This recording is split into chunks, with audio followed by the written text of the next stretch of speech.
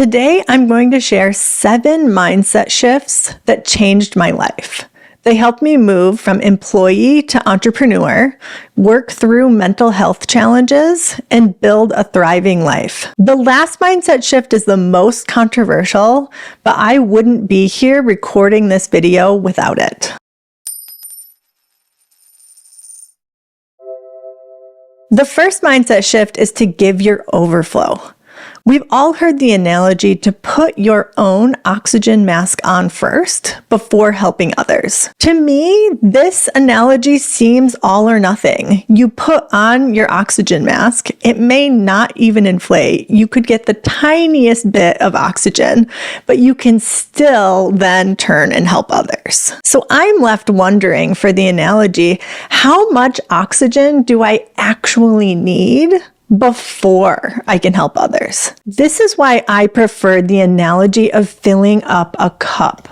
We can fill up our cup so much and invest in ourselves so that we're overflowing with care and generosity, and then we can give that away. I used to be one of those people who always gave away their last drops. I did that until I was so burned out that I couldn't take another step forward. I started having severe anxiety and panic attacks and had to take 6 months off of work to completely reset. Now I fill myself up so much that I can give my overflow. Some of the things that help me to fill my cup are taking my dog for long walks and spending time with a small group of friends, or doing some yoga or reading a book. When I do these things, it fills up my cup and then I can give my overflow. And the amazing thing is that I can provide so much more now that I'm not giving my last drops. It helps me, and it also makes the support that I provide to others that much more meaningful and impactful. The next mindset shift is to build a growth mindset. It's incredibly important to build a growth mindset instead of a fixed mindset. According to Carol Dweck, in her instrumental work called Mindset, a growth mindset means that you believe that your capabilities can be developed through hard work and effort. Essentially, you can either have a growth mindset or a fixed mindset. And a fixed mindset means that you believe that your capabilities and your intelligence are fixed. And people with fixed mindsets often shy away from challenges and don't take risks because they don't want to expose their weaknesses. On the other hand, people with a growth mindset relish challenges as learning opportunities. They know that they'll learn the most by doing, and that they can't anticipate every challenge. Those with a growth mindset believe that they are resourceful problem solvers who can deal with challenges as they arise. I think the American school system, and probably most school systems around the world, encourage us to think with a fixed mindset. With the focus on standardized tests and constant evaluation, kids' intelligence is constantly being evaluated. No wonder they don't want to take risks. Our bosses and organizational cultures also promote a fixed mindset. I once even had a boss tell me to stop asking too many questions because it exposed that I didn't know what I was doing. While a growth mindset goes against the grain, it helps us focus on what we can learn. And when we focus on what we can learn, we then can build our talents and capabilities over time. The irony is that a fixed mindset can be self-fulfilling. When you don't take risks and don't do challenging things, you don't build your skills and capabilities. But when you build a growth mindset and relish those challenges and step out and do new things, you learn and grow and build your capabilities. Too often, we think that taking care of ourselves means that we need to add something to our day, such as a workout, a long bath, or a massage. Instead, I prefer to focus on self-care by subtraction. I once heard an analogy of kittens and alligators. So imagine that your life is a pool. I don't know why it's a pool. Kittens don't swim, but let's go with it. This pool is full of kittens, the positive experiences in your life, and alligators, the negative experiences in your life.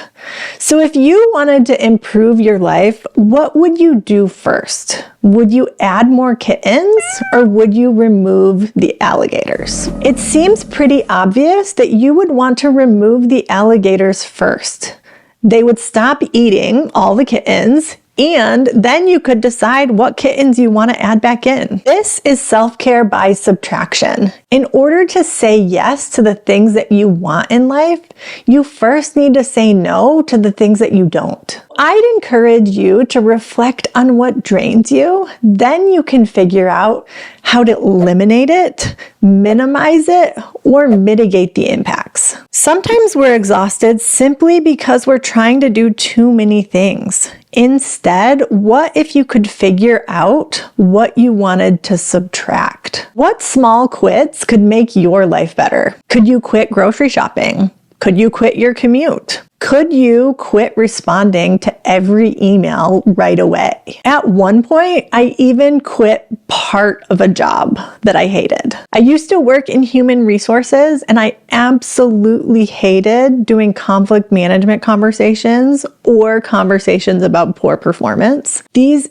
drained my energy and made it really difficult for me to do the rest of my work. I almost actually quit the entire job, but then decided to talk to my boss instead. And she was awesome and told me that she could take on those parts of the work that I didn't enjoy so that I could do more of the work that was in my zone of genius. If you want to change your life, start with subtraction. Real quick, if you're getting value from this video, I would encourage you to just give a little tap to that like button and subscribe to the channel. That goes a long way in helping us reach more people.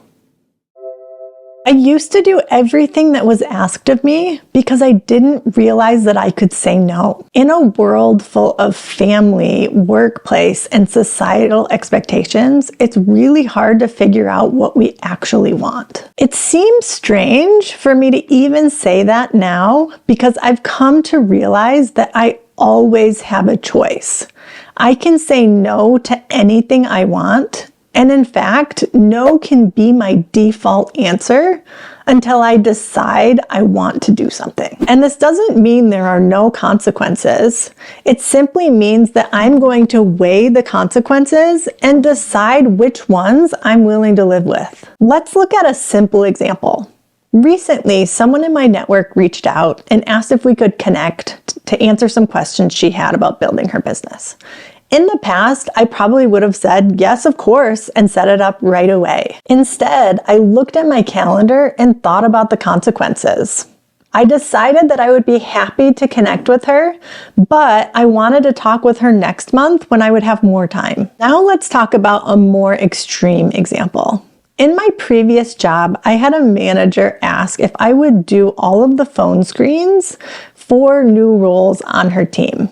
Typically, managers did phone screens for those roles themselves. So I took a minute to think about the consequences. If I said yes, I would be helping an organizational leader who was overburdened, but I would become the one who was overburdened and possibly resentful because I didn't actually have the time needed to do this. If I said no, I would keep a manageable workload, but I might feel guilty about not helping out and may not be seen as a team player. Ultimately, I decided to say no. I didn't have the time and it wasn't my responsibility. I didn't lose my job as a result of this interaction and I kept my sanity.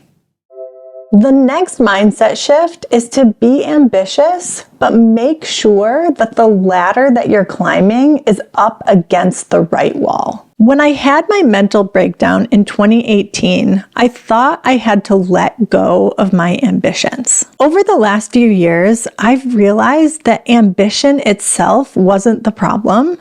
Instead, it was the fact that I was climbing the wrong ladder. Just because I no longer want to climb the corporate ladder, it doesn't mean that I'm no longer ambitious. It simply means that my job title and salary are no longer my primary metrics for success. For me, success now means that I know exactly what I value and that I have the time, energy, and money to focus on those things. So putting the ladder up the right wall means that I'm working part-time hours, doing work that I love, and making enough money to focus on the things that matter to me. These are different goals, but no less ambitious. The next mindset shift is to focus on possibilities. If you're like me, when you think of a new idea, your brain instantly starts to think about all of the reasons why that idea won't work. I've learned just how much this tendency can hold us back and how to focus on possibilities. When brainstorming, it's important to remember that we're trying to come up with as many ideas as possible without evaluating or critiquing any of them. And the great news is that you don't have to do them all. You are not creating a to-do list for yourself. When thinking about brainstorming, I love the Disney creative strategy. Whenever Disney wants to come up with new ideas, they break the creative process into 3 stages: the dreamer, realist, and critique stages. I like this strategy because it creates a container for each phase. During the dreamer phase, you only dream. You brainstorm as many ideas as possible and try to build on the ideas of others. This reminds me of the yes and approach in improv, where no matter how crazy and harebrained an idea is that someone comes up with it, you take it and you build on it. And if you shut it down, things stop dead. The same happens with brainstorming and idea generation. When you or someone else comes up with some crazy harebrained idea, you accept it as a gift and you build on it. You may hate that idea and never end up doing it, but that idea may spark something for someone else who will come up with an idea that sparks an idea for someone else, which could lead down the line to something that you might be really excited to explore. And had you never accepted that first idea, you would have never gotten to this new idea. And remember, you get to choose which ideas that you explore, and there will be time for planning and looking for pitfalls later, so stay focused on the possibilities. The last mindset shift is that you don't have to do everything yourself. I've always been a self-sufficient person. I research and read and talk to people and create a plan and move forward. There's so much free information out there on the internet. Why would I ever pay for a course or coaching or to be part of a community? Unfortunately, when I'm doing it alone, I also go down so many rabbit holes and agonize over all the small details, especially if the thing that I'm doing stresses me out. This creates a vicious negative cycle for me. When I was starting my coaching business, I agonized over every small detail. How much to charge, what to say, what not to say, how often to say it. So much of my mental energy was going toward agonizing instead of actually doing the work. This is when I realized that I didn't need to do everything myself. There are people who have gone down this path before me who can help. In the specific case of starting my business, I decided to work with a coach. It was incredibly helpful. I no longer needed to do everything by trial and error, and I was able to move forward more quickly and with more confidence. This decision was a turning point for me. I decided that it was worth enlisting the support of others and, if needed, investing in buying courses and participating in communities. I've also enlisted the support of Corey, who has taken the lead on our YouTube channel and who has in turn enlisted the support of courses and mastermind groups. And that's why we're recording this video today. And one interesting unintended consequence I found that when I pay for something, I'm actually a lot more committed to doing the work. You don't have to figure everything out by yourself. You can enlist the support of others and choose to invest in yourself. Shifting your mindset is an important part of improving your life. This foundational work will make everything easier, but nothing will change if you don't also focus on your habits. This is why I created this video to help you create the habits you need to change your life. Thanks for watching, and as always, enjoy the journey.